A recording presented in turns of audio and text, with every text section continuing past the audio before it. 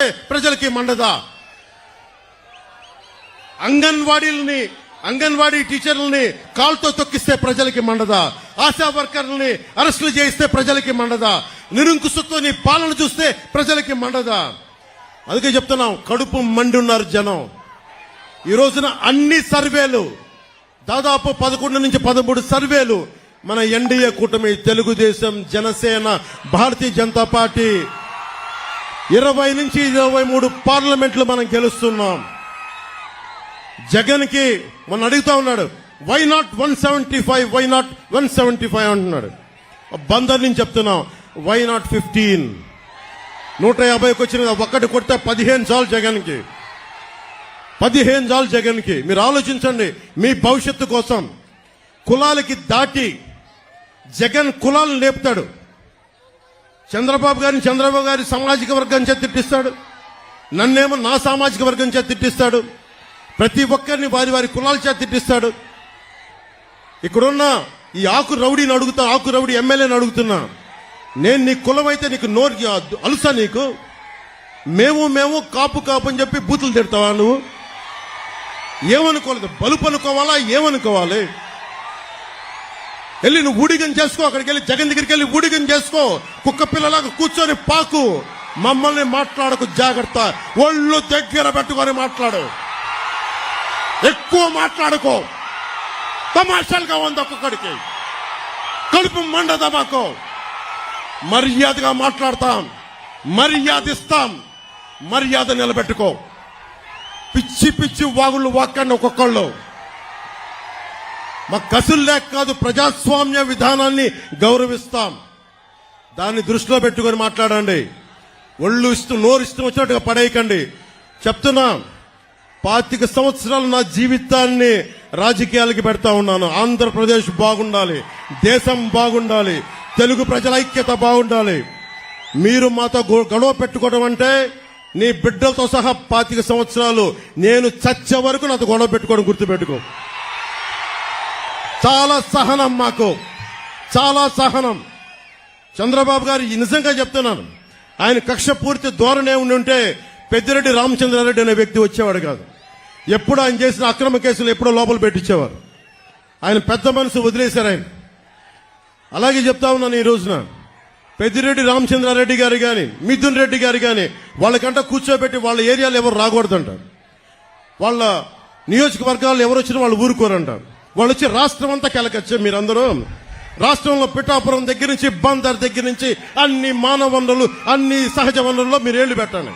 మేము చూస్తూ కూర్చుంటాం, చేతులు కట్టుకొని, నోట్లో ఏళ్లు పెట్టుకొని. చూపిస్తాం మీకు భవిష్యత్తులో మీకు ఎలా ఉంటుందో, మీకు అన్యాయం మీద తిరగబడితే ఎలా ఉంటుందో మీకు చూపిస్తాం. మీకు ముఖ్యంగా యువతకి చెప్తున్నాను, మీరు కులాలని దాటి రండి, జిల్లాల్ని దాటి రండి, ప్రాంతాలని దాటి రండి. చంద్రబాబు గారికి ఒకటే చెప్పాం, మీరు కుల గణాంకాలు తీస్తా ఉన్నారు సార్. మనం అందరం కుల గణాంకాలతో పాటు స్కిల్ డెవలప్మెంట్ గణాంకాలు తీయాలి. ఇంతమంది యువతున్నారు, మీరున్నారు ఇక్కడ, 2 వేలు చూపిస్తా ఉన్నారు, పిడికిలు చూపిస్తా ఉన్నారు. ఇంతమంది యువతున్నారు, మేడల పైన, మిద్దెల పైన ఆడపడుచులు అంతమంది ఉన్నారు. మీకేం కావాలి? మీ అభిరుచి ఏంటి? మీకు దేంట్లో ఇష్టపడతారు? మీరు దేనికి నచ్చుద్ది? మీకు మీ స్కిల్ డెవలప్మెంట్ ఏం కావాలి? మీకు ఎంతమందికి పైలట్లు అవ్వాలని ఉంటుంది, లేదంటే టెక్నీషియన్స్ అవ్వాలని ఉంటుంది? ఎంతమంది ముస్లిం యువతలో ఎంత బలమైన శక్తి సమర్థత ఉందో ఎవరికి తెలుసు? మత్స్యకారుల్లో గొప్ప గజేతగాళ్ళు ఉన్నారేమో, మనకి ఒలింపిక్స్ వెళ్ళగలిగే గజేతగాళ్ళు ఉన్నారేమో, ఎవరికి తెలుసు? అది ఎతికితే కానీ సమర్థత బయటికి రాదు. చంద్రబాబు గారిని ఒకటే అడిగాను, ఆయన కూడా ప్రామిస్ చేశారు, రాగానే కుల గణాంకాలతో పాటు మీ ప్రతిభ, సమర్థత, మీ అభిరుచి గణాంకాలు కూడా తీస్తాం. 2047కి దేశం అత్యంత సూపర్ పవర్ రావాలి ప్రపంచంలోనే. అంటే ఇందాక చెప్పినట్టుగా యువతే ఈ దేశానికి నిజమైన సంపద. మిమ్మల్ని పెంచుకోకపోతే, అంటే యువతరం తాలూకు శక్తి ఎప్పుడు తెలుస్తుంట? తాతకి చేతి కర్ర అవసరం వచ్చినప్పుడే మనవడి విలువ తెలుస్తుంట. నాయకులు పెద్దోళ్ళు అయిపోతుంటే యువత కావాలి. నిజంగా నేను మీకోసం, చంద్రబాబు గారు మహా దార్శనికుడు. ఈ మధ్య నేను ప్రతిసారి మాదాపూర్కి వెళ్తున్నప్పుడు, నేను లేట్ 99లో చూస్తున్నప్పుడు ఆయన 2020 విజన్ కి ఎలా జరుగుద్ది, ఏం జరుగుద్ది అని అనుకునేవాడిని. ఈ రోజున చూస్తూ ఉంటే లక్షలాది మందికి ఉద్యోగాలు. ఒక్కడి విజనరీ, ఒక్క విజన్, ఒక్కరి దార్శనికత. ఏం కావాలి? ఆయన నిజంగా డబ్బే సంపాదించాలంటే కూర్చోబెట్టి దాంట్లో నా 100 ఎకరాలు 200 ఎకరాలు తీసుకోవచ్చు కదా. ఆయన ఏ రోజు అవి చేయలే. ఆయన చేసిందల్లా చాలా సంపద సృష్టించాడు. సంపద సృష్టించడం చాలా కష్టమైన పని. దానాలు ధర్మాలు చేయడం ఈజీ. నేనే కౌలు రైతులకి అన్ని కోట్ల రూపాయలు ఇచ్చానంటే నాకు సంపదని సంపాదించే శక్తి ఉంది చిరంజీవి గారి దయ వల్ల. ఆయన ఒక స్కిల్ డెవలప్మెంట్ నాకు ఇస్తే ఆ సంపదను సంపాదించి కౌలు రైతులకి పెట్టగలిగాను. నేనే ఇన్ని కోట్లు సంపాదించి కౌలు రైతులకి ఇస్తే ఇంతమంది యువతకి స్కిల్ డెవలప్మెంట్ కి రేపొద్దున మన ఎన్డీఏ ప్రభుత్వం ఆయన అనుభవంతో కనుక వస్తే ఎంతమంది చేయగలరు? ఇందాక చంద్రబాబు గారు నేను కారులో మాట్లాడుకుంటుంటే కార్పొరేట్ సోషల్ రెస్పాన్సిబిలిటీతో పాటు నిజంగా డబ్బు సంపాదించిన ప్రతి ఒక్కళ్ళు టాప్ 10 పీపుల్ 10% మంది అట్టడుగు వర్గాల్లో ఉన్న 30% నిజంగా సంపద క్రియేట్ చేయగలిగితే వారిని చేయి నడిపించి తీసుకెళ్తే ఎంత అద్భుతంగా ఉంటుంది. ప్రధానమంత్రి మోదీ గారు అదే కోరుకుంటా ఉన్నారు. అట్టడుగు స్థాయిలో ఉన్న పేదరికులు ఉన్న వాళ్ళకి సంపదన పనులు చేయాలని, సంపాదన ఇవ్వాలి, వాళ్ళకి సంపాదన పనులు చేయాలని.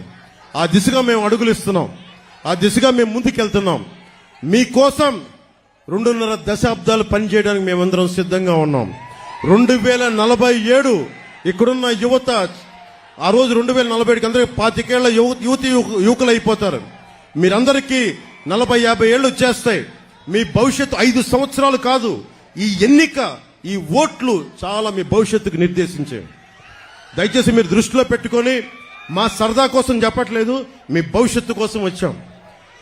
మేము ఈ రోజు నేను చెప్తా ఉన్నాను, దశాబ్దం రోడ్ల మీద ఉన్నాం, 2 చోట్ల ఓడిపోయాం, నిలబడున్నాం మీకోసం.